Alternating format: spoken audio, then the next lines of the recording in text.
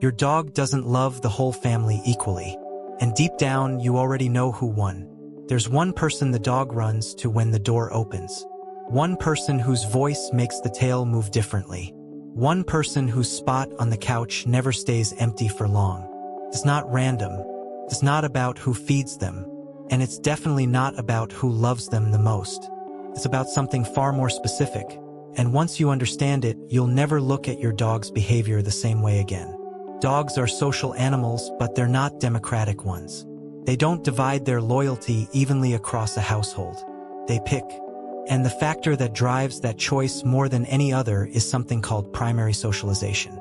Between the ages of 3 and 12 weeks, a puppy's brain is in its most sensitive window. During this period, every consistent interaction gets encoded, not just as a memory, but as a kind of emotional imprint. The person who is most present, most predictable, most engaged during those weeks becomes a reference point the dog carries for life. But here's what surprises most people. This doesn't automatically fade if the puppy moves to a new home.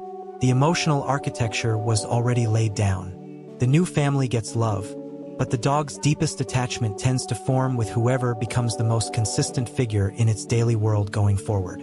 So if you adopted your dog as a puppy, and one person in your house did most of the early training, the early walks, the early feeding, that person likely became the anchor. Not because the dog is playing favorites, because the dog is reading patterns. And dogs read patterns better than almost any other animal on Earth. Here's where it gets interesting. A dog isn't choosing their favorite person based on who is nicest. They're choosing based on who is most readable. Think about what it's like to be a dog. You can't ask questions. You can't read a calendar. You can't know if the loud argument in the kitchen means something is wrong or nothing is wrong. Everything you understand about the world comes from observing the humans around you. Their tone, their rhythm, their body language. The person who becomes the favorite is almost always the person who is the most consistent communicator. They use the same words for the same things. They're calm when they're calm and expressive when they're happy, without constant unpredictable swings in between. They make eye contact. They respond to the dog's signals. A glance, a nudge, a low whine, rather than ignoring them. To a dog, this kind of person doesn't just feel safe. They feel understandable. And there is nothing a dog values more than a world it can understand. Picture this. It's a Tuesday evening. 2 family members are home. One is on the couch scrolling their phone, occasionally reaching down to pet the dog when it passes. The other is in the kitchen, and when the dog walks in, they pause, glance down, say its name softly, give it a moment of real attention, and go back to what they were doing. The dog on the couch barely registers the petting. The dog in the kitchen, that's the one it follows back to the living room. It wasn't about time. It wasn't about affection. It was about presence, real, directed, consistent presence. That's what dogs bond to. Now, not every dog expresses this the same way. Some breeds are what researchers call hyper-attached. These are the dogs who follow one person from room to room, who sit outside the bathroom door, who can hear that specific person's car from 2 blocks away. Herding breeds, border collies, Australian shepherds, shelties, often fall into this category. They were bred to watch one handler and respond to their signals. That instinct doesn't disappear in a family home. It redirects. Other breeds, particularly some hounds and Nordic breeds, show their preference more subtly. They're not Velcro dogs, but watch them when the whole family is sitting together. There will be one person they orient toward. One person whose movements they track without being obvious about it. And then there's a third category that surprises people the most. Dogs who shift their attachment over time. This happens.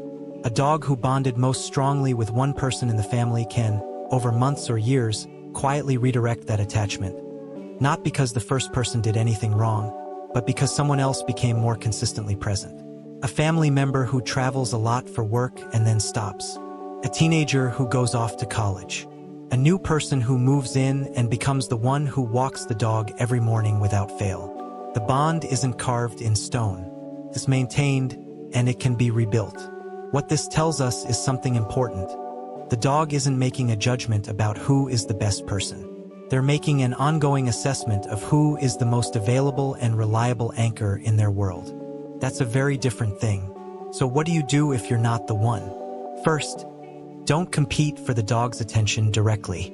Dogs are acutely sensitive to social pressure, and the person who tries the hardest, calling the dog repeatedly, reaching out for pets whenever the dog walks by, making a big production of every interaction, often ends up further down the preference list, not higher.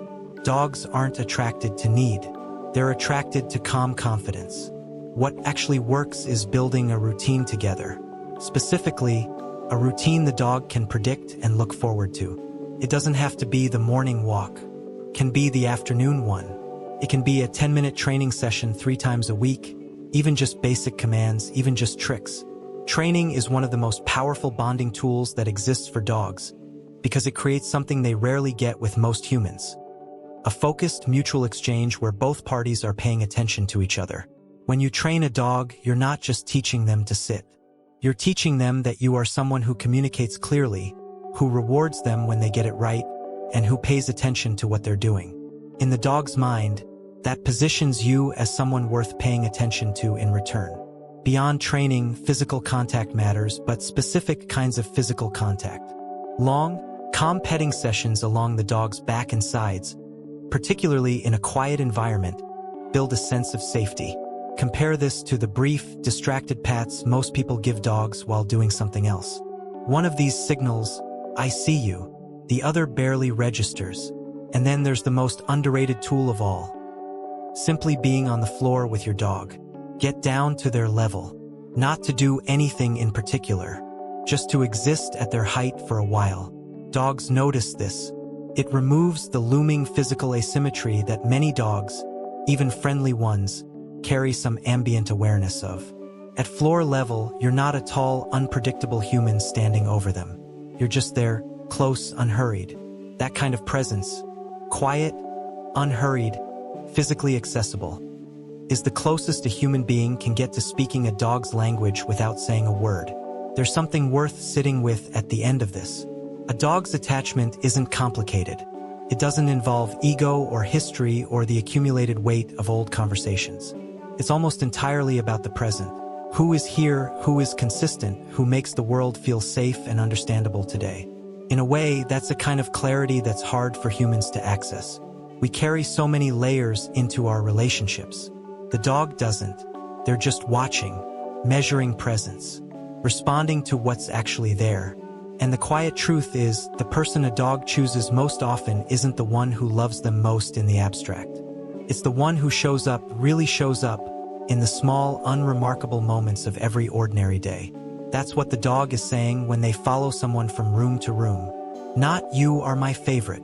Something closer to, "you are the one I understand. You are the one I trust." If you want that to be you, you don't need to compete for it. You just need to start showing up differently.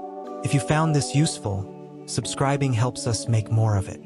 And if you have a dog who has clearly picked someone other than you, drop it in the comments. You're not alone.